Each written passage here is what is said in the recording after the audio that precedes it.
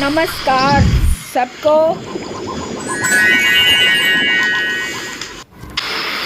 इस शंख को पहचानो, ये किसका शंख है? बहुत ही विशेष और महत्वपूर्ण है। महाभारत में जितने भी पात्र थे, यानी कि कृष्ण और पांडुपुत्र, सबका अपना अलग शंख होता था। तो उन्हीं शंखों के बारे में आज हम बात करेंगे। तो सबसे पहले बात करते हैं कि अर्जुन के शंख का नाम था देवदत्त, भीम के शंख का नाम था पौंड्रिक, युधिष्ठिर के शंख का नाम था अनंत विजय, नकुल के शंख का नाम था सुघोष और सहदेव के शंख का नाम था मणिपुष्पक। और इन सब से ऊपर जो महत्वपूर्ण है वो बात जो आज मुझे करनी है वो है पांचजन्य शंख की। और ये श्री कृष्ण के शंख का नाम था पांचजन्य। पांचजन्य नाम कहते हैं कि जब समुद्र मंथन हुआ था तब पाया गया था, पर इसके ऊपर भी कई कहानियां अनेक है जो मैंने अभी पढ़ी है। तो उसमें एक तो ये है कि जब गुरुकुल में श्री कृष्ण ने जब ऋषि सांदीपन से अपनी शिक्षा पूरी कर ली थी, तब उनसे जब दक्षिणा लेने के लिए कहा गया, तब ऋषि ने कहा कि मेरे पुत्र को छुड़ा लाओ, किसी राक्षस के वश में था। तब श्री कृष्ण शंखासुर से छुड़ाकर लाए। तो शंखासुर को जब मारा तो उसका खोल यानी ऊपर का जो हिस्सा था वो रह गया था। वही शंख ये जो पांचजन्य के नाम से जाना जाता है, जो कृष्ण के पास है। तो ऐसी अनेक हैं किंवदंतियां कहेंगे कि इसके बारे में सटीक आंसर देना इतना ही है कि ये श्री कृष्ण के पास ये वाला शंख रहता था।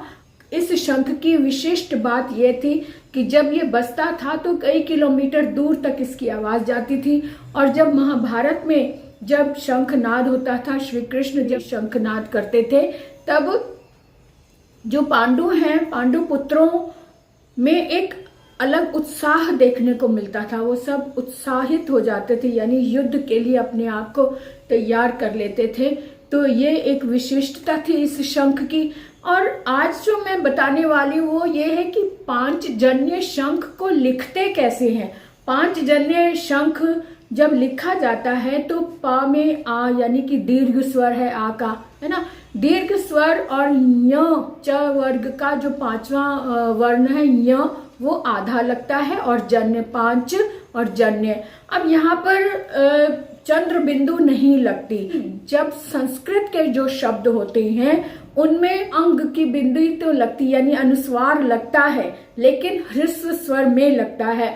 कभी भी दीर्घ स्वर में अनुस्वार नहीं लगता। और अगर अंग की आवाज आ भी रही होती है ना, तो उसका आधा व्यंजन लगाया जाता है, ना कि बिंदी लगती है, क्योंकि संस्कृत के शब्दों में अनुनासिक यानी चंद्र बिंदु नहीं लगता।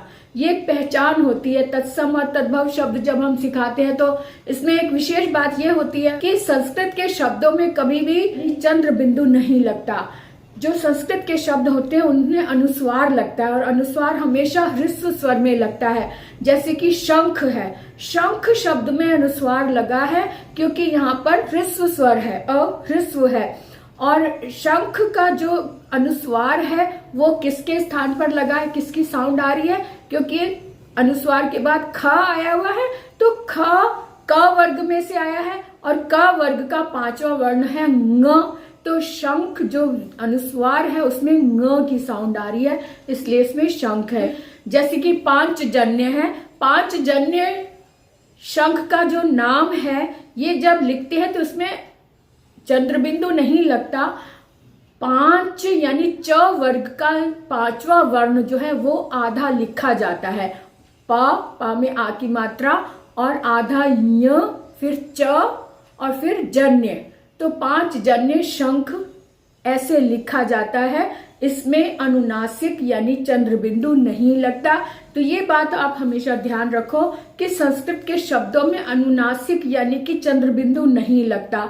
अगर लगता है तो वो हिंदी के तद्भव शब्द होते हैं, जैसे पांच, आंख, है ना, इस तरह से आंख पर भी चंद्रबिंदु लगता है। पांच अलग से लिखे तो चंद्रबिंदु लगता है, लेकिन संस्कृत के शब्दों में अनुनासिक यानी चंद्रबिंदु नहीं लगता। इस बात का आप हमेशा ध्यान रखें। और जितने भी अनुस्वार वाले शब्द हैं उनमें अलग अलग साउंड आती है, अलग अलग ध्वनि आती है। वो ध्वनि क्यों अलग आती है इसके बारे की बात चल रही है, पांचजन्य और शंख की बात चल रही है, इसलिए मैं इससे रिलेटेड शब्द लेकर आई हूं ताकि उसके बारे में भी प्रकाश डाला जा सके। जैसे कि हम कहें कि पंकज शब्द है ना, कंचन शब्द है, जैसे कंबल शब्द है। इस तरह के जो शब्द हैं जिसमें कि अंक की साउंड आ रही है, अंक की ध्वनि जो आती है ना, वो किस आधार पर आती है इसके बारे में हम बात करेंगे। अब जैसे पंकज शब्द है, पंकज, अब वहां जब ऊपर लिखा जाता है प के ऊपर बिंदी लगती है और क और ज लगता है ना। अब ये देखो कि अनुस्वार के बाद जो व्यंजन आया हुआ है, जो वर्ण आया हुआ है, वो कौन से स्पर्श व्यंजन में से यानी कौन से वर्ग में से लिया गया है, ये हम ध्यान देंगे। क्योंकि ये क है यानी क वर्ग का है, तो क वर्ग का पांचवा वर्ण जो है उसकी ध्वनि यहाँ अनुस्वार के रूप में आ रही है, पंकज। अगर हम इसके अनुस्वार ऊपर ना लगाएं तब इसको प आधा न के नीचे हल लगेगा और क और ज इस तरह से लिखा जाएगा। और अगर हम कहें कि कंचन, कंचन शब्द अगर हम लिखें तब कंचन, का के ऊपर अनुस्वार लगा हुआ है और अनुस्वार के बाद च वर्ग आया, च वर्ग का यानी च आया है यानी च वर्ग है। च वर्ग का पांचवा वर्ण य होता है, तो इसी तरह से य लगेगा, य की साउंड अनुस्वार के रूप में आ रही है, कंचन है ना। पंकज, पंकज में पंग अंग की आवाज आ रही है और कंचन में कन य की साउंड आ रही है, क्योंकि इसका उच्चारण स्थान तालु होता है च वर्ग का और क वर्ग का कंठ होता है ना। तो कंठ ङ और तालु ञ, तो दोनों की अंक की ध्वनि भी अलग अलग आ रही है।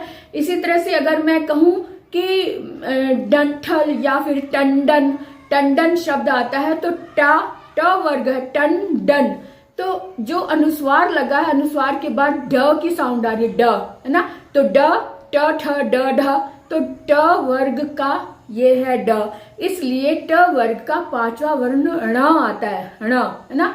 इसलिए ट के ऊपर जो टंडन में जो बिंदी लगी है, जो अनुस्वार लगा है, उसमें ण की साउंड आ रही है, क्योंकि ड जो है वो ट वर्ग का है और इसका पांचवा वर्ण ण है, इसलिए टंडन ये आवाज आ रही है। और अगर मैं कहूं कि मंथन, मंथन शब्द जो है मंथन, तो म के ऊपर जो अनुस्वार लगा हुआ है उसके बाद थ वर्ण आया है ना। थ जो व्यंजन है वो कौन सी वर्ग में से आया हुआ है, त वर्ग में से आया हुआ है। और त वर्ग जो का उच्चारण स्थान क्या है, त, थ, द, ध, यानी दांत के पीछे दांत को टच हो रहा है, तो त वर्ग का पांचवा वर्ण है न।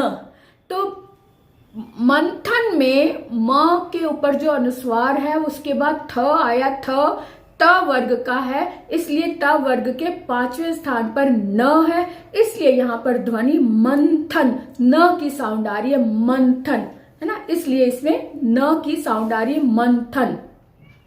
इसी तरह से अगर हम कहें कि शब्द हमने लिया कंबल, कंबल शब्द में क के ऊपर अनुस्वार है और अनुस्वार के बाद ब आया है, ब का जो उच्चारण स्थान है वो ओठ है, प, फ, ब, भ, म, तो पांचों का उच्चारण स्थान ओठ आ रहा है, तो इसलिए ब जिसमें से लिया गया, ब जो है वो प वर्ग में से लिया गया, प वर्ग का म है, पांचवा वर्ण म होता है, इसलिए कंबल में भी जो अनुस्वार है उसकी ध्वनि म की साउंड आ रही है, म साउंड में आ रही है, दिख रही है कंबल है ना, म की साउंड आ रही है, म की ध्वनि आ रही है। इसका मतलब क पर जो अनुस्वार लगा है वो म के स्थान पर लगा है, इसीलिए इसकी ध्वनि अलग अलग आती है, क्योंकि हर एक अनुस्वार अपनी अलग पहचान रखता है, अपनी अलग ध्वनि रखता है। जो स्पर्श व्यंजन है क से म तक, इनका बहुत महत्व है और इनके पांचवें वर्णों का बहुत महत्व होता है अनुस्वार के साथ में, इसलिए इसको आप ध्यान से देखें। इसके जो पुराने मैंने वीडियो बनाए हुए हैं उनके भी इसमें लिंक मैं दे दूंगी, आप उन्हें ध्यान से देखें अनुनासिक और अनुस्वार में अंतर बताया हुआ है। तो किस तरह से है, क्या अंतर है, ये बात आज स्पष्ट हो गई, आज और भी ज्यादा स्पष्ट हो गई। तो आप मुझे कमेंट करके जरूर बताएं कि कैसा लगा आज का वीडियो आपका। और अगर आपने अभी तक सब्सक्राइब नहीं किया तो जल्दी से सब्सक्राइब कर दो, लाइक कर दो, और मुझे कमेंट करके प्लीज प्लीज प्लीज मुझे जरूर बताना कि ये वीडियो आपको कितना पसंद आया। और अगर पसंद आया तो इसे जितना अधिक हो सकता है इसे शेयर करें, ताकि बाकी बच्चे भी, बाकी लोग भी इसका लाभ उठाएं। तो आज के लिए इतना ही, फिर मिलेंगे, बाय बाय।